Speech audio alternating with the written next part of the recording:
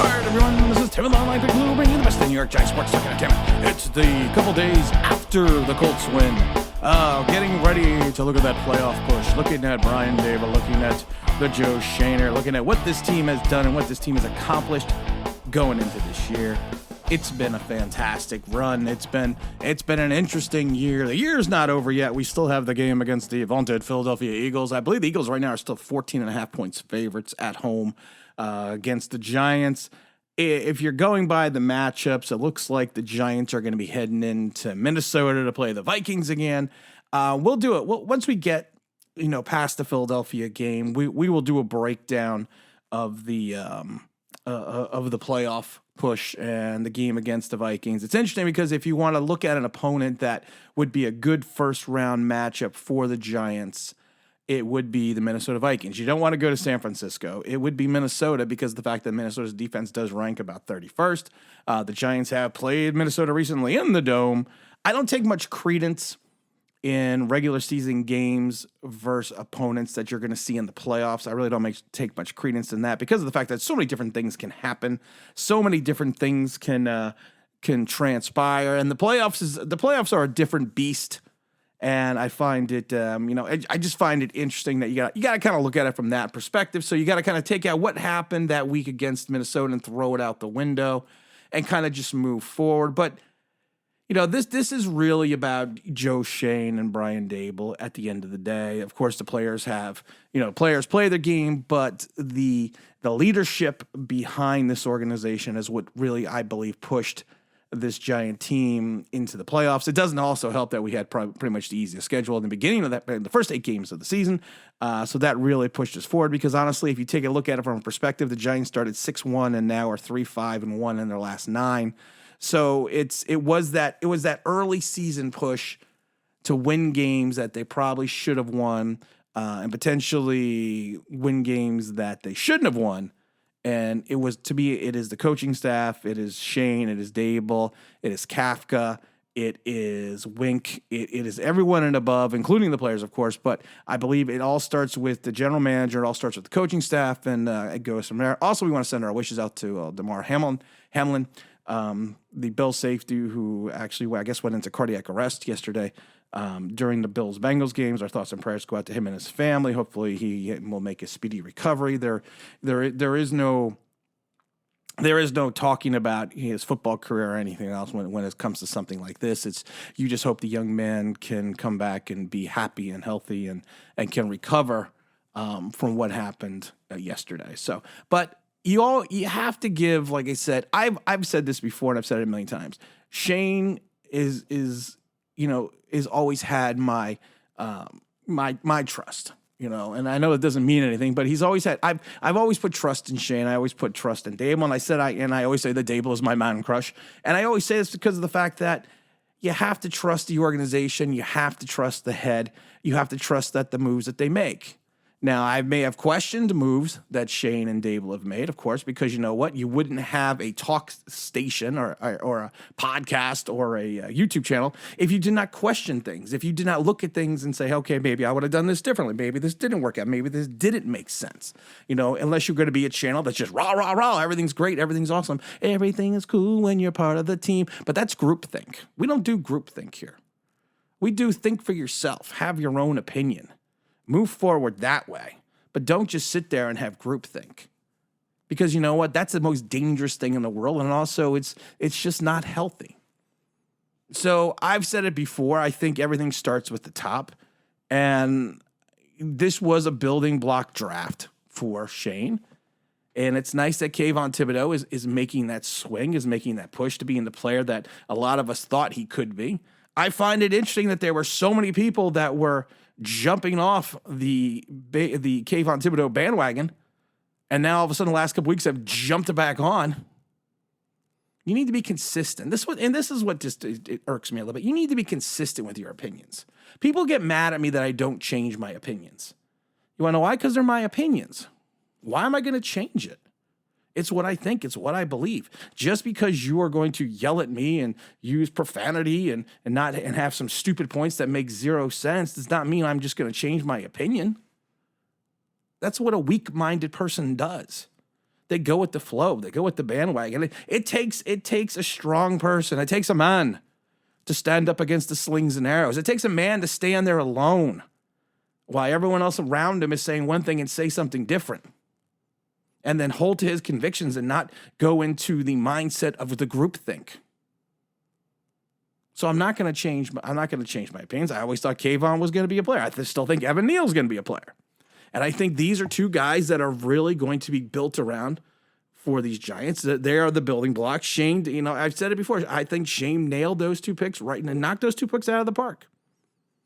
Because of the fact that it's not just about the 2022 season. It's about 2023. It's about 2024. It's about the next 10 years. It's not just about the game in front of us. You got to think of it this way. Fans look at an organization, look at their team, and see the season in front of them. And so does the head coach. The general manager sees 4 years down the road, 5 years down the road, because they have to. They have to think of the longevity of the team. And I think Schoen is doing everything right in reference to thinking about the longevity, because it's a sprint. It's not a sprint. It's a marathon. And I think Schoen, and like I said, Schoen has done what he needed to do this first year. And of course, getting into the playoffs, that's a big push. Making the playoffs is more than doing everything you need to do. And he hired the right coach in Brian Daboll. And it's Brian Daboll, to me, always seemed to come in there. Like, I never call it, some people want to say he's Parcellian. I don't see that, because I see him being his own guy. But he has the ability to communicate with his players. He has the ability, even during the rough stretches, there was a little bit of crack in the facade when they were going through a tough spot. But he's also a rookie head coach, so he's learning. He's learning on the job. And he understands that, and he said this a million times, this is a game that you have to play week to week. It's not, we're not like fans. Some fans are looking 6 games down to the road to like the Philadelphia game or something. But Brian has his team focused on the game ahead of him. He's got them focused on the team that is their next opponent. He has the focus on the game at hand. And I think that is something that this Giant organization lacked for years going, after Tom Coughlin left. He's looking at the long haul of the season. He wasn't counting one win as a big win, a win bigger than another, and he wasn't counting a loss bigger than another loss. So you have to give him all the kudos in the world. You also got to give all the kudos in the world to Wink. Wink right now, I believe his defense is ranked like 26th or 27th, something like that. But somehow he's still pulling this off with a banged up secondary, a suspect run defense, and it's very suspect, the run defense.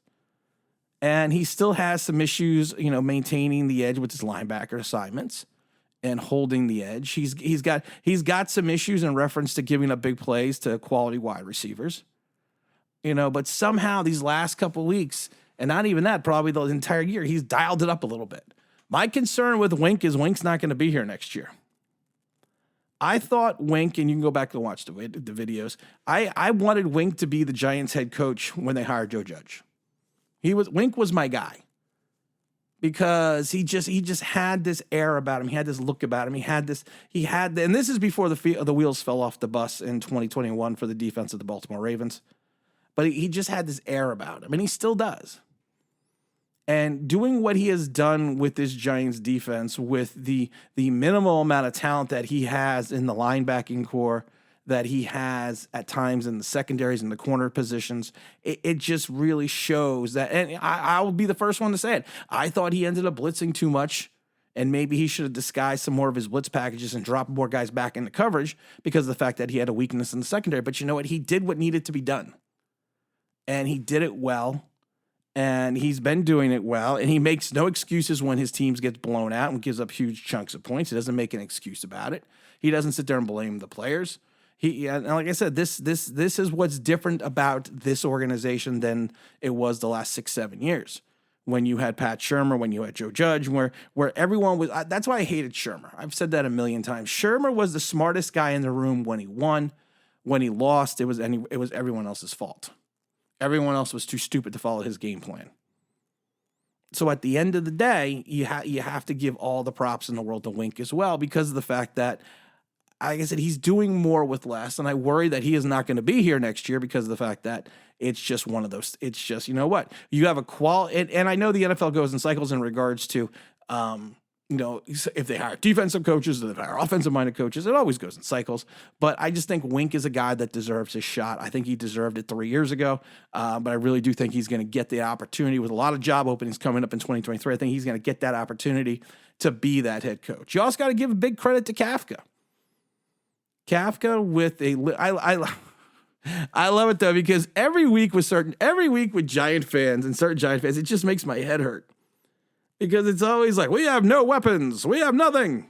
Then we have a big game in Minnesota. Look at those weapons. The offense is coming around. And then you have a bad game, and it's like, oh, you know what? We gotta go out and get some weapons. Just makes your head hurt.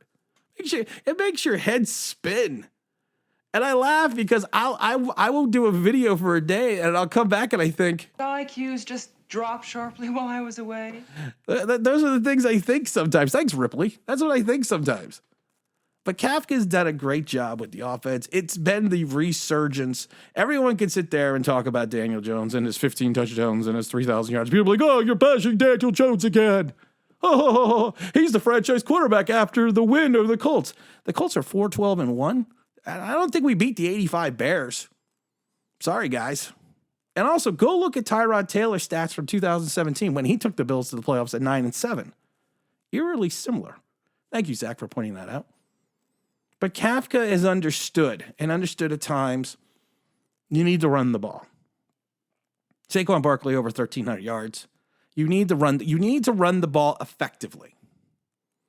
Because if you can't run the ball in this league, you're not going to go anywhere. And the Giants' offense doesn't go anywhere.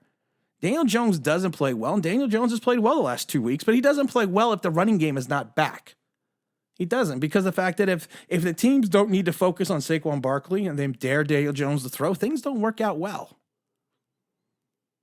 So we need to remember that Saquon, for everyone that wants to anoint Daniel Jones the next quarterback, you don't know that yet.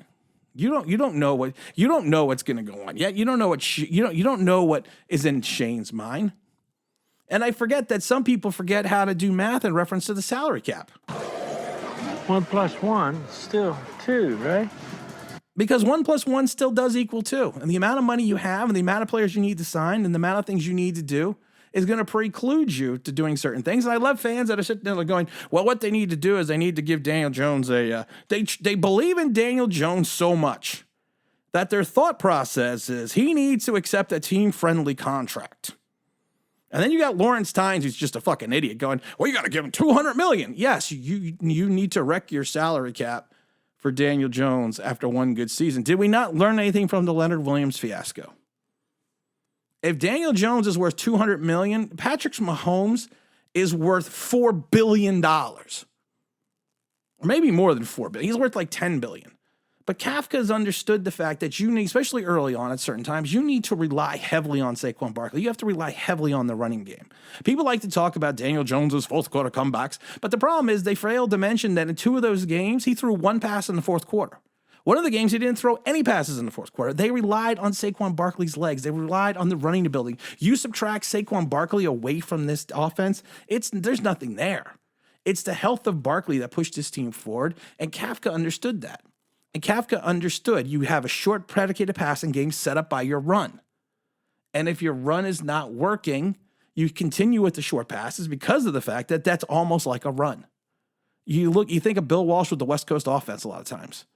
He went with the short passing game, especially to Wendell Tyler early on in the beginning of their Super Bowl runs, and Roger Craig. And if the running game wasn't working, you set up the short pass because it's just as good as a run. A 5-yard pass is just as good as a 5-yard run, because then it sets you up at 2nd and 5.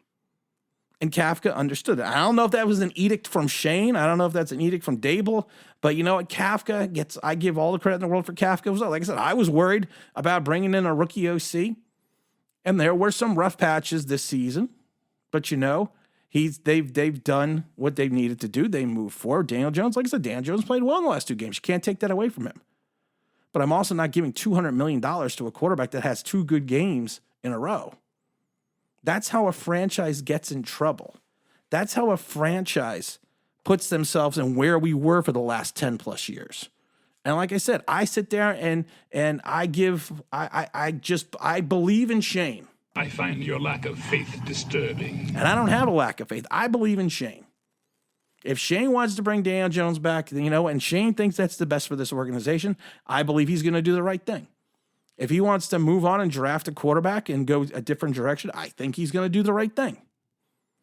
I don't think that he is going to put this organization in a position, and I don't think he is going to be swayed by the fans. I don't think he's going to be swayed by Mara. I think he's going to be swayed by his head coach. Because if you go back to the first day that he was hired, there was concern that there was going to be a forced hire by Mara for the head coach on Schoen. And at the end of the day, Schoen went out and got the guy that he wanted. Because I've said this a million times before, and if you know anything about the NFL, you know this.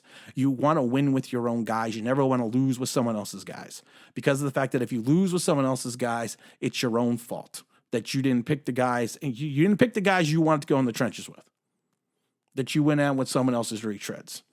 But like I said, if Schoen is going to move forward with Dan Jones as a quarterback, I'm going to trust Shane's opinion, and I'm going to trust the evaluation of Schoen and Daboll and the entire coaching staff. But I also understand that the football is, and that's what a lot of people don't get. Football, while it's a passionate game, football is also a business. You have to look about what's in front of you, and you have to look 5 years down the road, and you have to look that one guy had 2 good games in 4 years. I should say he's had a couple good games here and there. And I think he would have a good game in Minnesota, the second playoff game, because of the fact that Dan Jones performs well in the dome. If you go back and look at some of his best games, they're in the dome. So I do think he could potentially have a good game in Minnesota in the playoffs. But you have to remember this. For all the people like, we have to sign him to this, we have to do this, we have to do this. No, and no matter what we say, it's not going to happen. It's what Schoen and Daboll. And reports that come out, I love the reports that come out because I just think certain people are just idiots. I love the reports that come out and say, Schoen just said, the Giants just said they're going to want to sign both Saquon Barkley and Daniel Jones. Do you really think this early they're going to be tipping their hat into free agency in the draft? No one can imagine that it could potentially be a smokescreen. Hey, remember when Unique Ngakoue was coming here?